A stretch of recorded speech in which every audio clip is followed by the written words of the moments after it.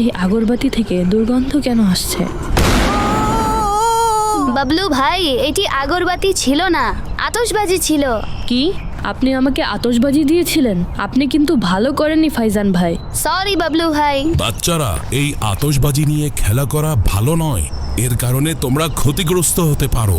আর বাবলু বাবা, চশমার কারণে তোমার চোখ বেঁচে গিয়েছে, অন্যথায় এখন তুমি হসপিটালে ইমার্জেন্সিতে থাকতে। আজকে আমি আমার দাদির কবরে যাচ্ছি। তিনি খুবই আনন্দিত হবেন। এই বাবলু ভাই এবং ফাইজান ভাই কোথায়? ফাইজান ভাইকে তো আজ নিজের দাদার কবরও খুঁজতে হবে। দুজনেই আগরবাতি নিতে গিয়েছিলেন, খুব শীঘ্রই চলে আসবেন। السلام عليكم يا أهل القبور يغفر الله لنا ولكم أنتم سلفنا ونحن بالأثر। হে কবরবাসী, তোমাদের উপর শান্তি বর্ষিত হোক। আল্লাহ পাক তোমাদের এবং আমাদেরকে মাগফিরাত দান করুক। তোমরা আমাদের পূর্বে এসে গিয়েছো এবং আমরা তোমাদের পর আসব। এমনিতেও তো আজকে কবরস্থানে অনেক লোক এসেছে। শাবান মাসের 15 তারিখ যখনই আসে তো কবরস্থানে লোকদের সমাগম খুবই বেড়ে যায়। কবরের জিয়ারত করা সুন্নাত, কিন্তু বিশেষ করে শবে বরাতে আমাদের প্রিয় নবী সাল্লাল্লাহু আলাইহি ওয়াসাল্লাম জান্নাতুল বাকিতে তাশরিফ নিয়ে গিয়েছিলেন।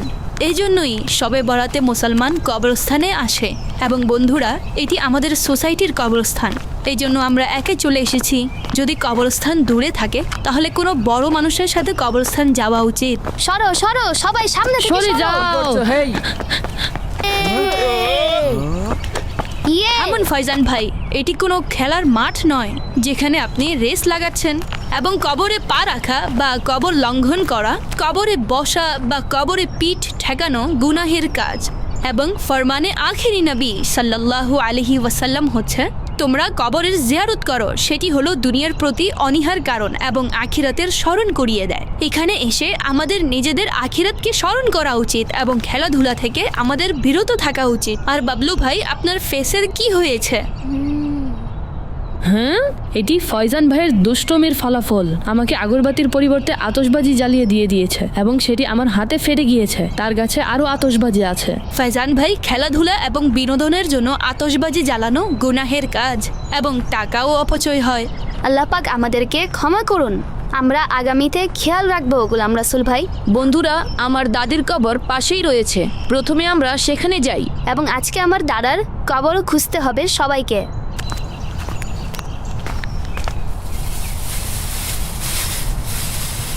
আউযু বিল্লাহি মিনাশ শাইতানির রাজিম।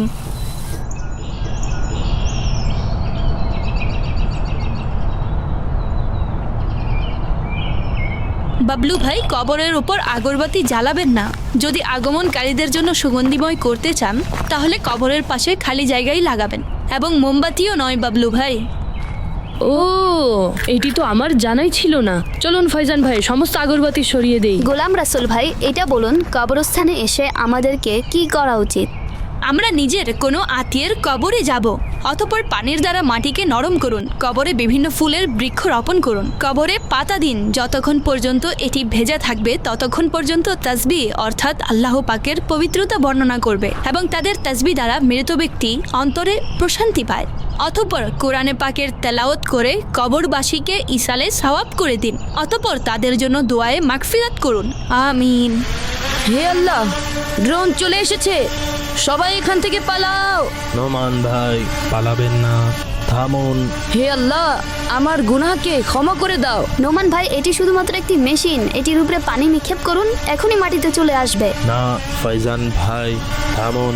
আমি হুসাইন, আমি এখনই সেখানে আসছি। বন্ধুরা, আজকে আমিও আমার বাবার কবরে এসেছিলাম। ফিরে যাওয়ার সময় এই ড্রোনের সাহায্যে রাস্তা দেখছিলাম, তো আপনাদেরকে দেখতে পেলাম। এমনিতেই আমাদেরকে ফয়জান ভাইয়ের দাদার কবর খুঁজতে হবে। আপনার ড্রোনের সাহায্যে তো ইনশাল্লাহ আমরা পেয়ে যাব। কেন নয় ফাইজান ভাই? 1 মিনিট থামুন উসাদ ভাই, আমার দাদার কবর এই দিকে রয়েছে। কিন্তু ফাইজান ভাই, আপনার দাদার কবরে যাওয়ার পথে অনেকগুলো কবর আসবে, রাস্তা সহজ নয়। ফাইজান ভাইয়ের দাদার কবর পর্যন্ত পৌঁছানোর জন্য আমরা কবর সমূহের উপর দিয়ে যেতে পারবো না। চলুন এখান থেকে ইসালে সওয়াব করি। আউযু বিল্লাহি মিনাশ শাইতানির রাজিম। বিসমিল্লাহির রহমানির রহিম। আমিন। প্রিয় ছোট বন্ধুরা, সাধারণত যে কোনো দিনে কবরের জিয়ারত করতে পারবো। সোমবার, বৃহস্পতিবার, জুমা বা শনিবার এবং জুমার দিন ফজরের নামাজের পর কবরের জিয়ারত করা উত্তম। বরং যে প্রতি শুক্রবার বাবা মায়ের কবর জিয়ারত করবে সে বাবা মায়ের বাধ্য সন্তান হিসেবে গণ্য হয়ে যায়। ছোট্ট বন্ধুরা, আমাদের নিজেদের প্রিয়জনের কবরে আসার জন্য 15 শাবান শরীফের অপেক্ষা করতে হবে না, বরং সারা বছরে যখনই সুযোগ পাওয়া যাবে তাদের কবরে উপস্থিত হওয়া উচিত এবং তাদেরকে ইসালে সওয়াব করা উচিত আর তাদের জন্য মাগফিরাতের দোয়া করা উচিত। এর দ্বারা তারা আনন্দিত হয়।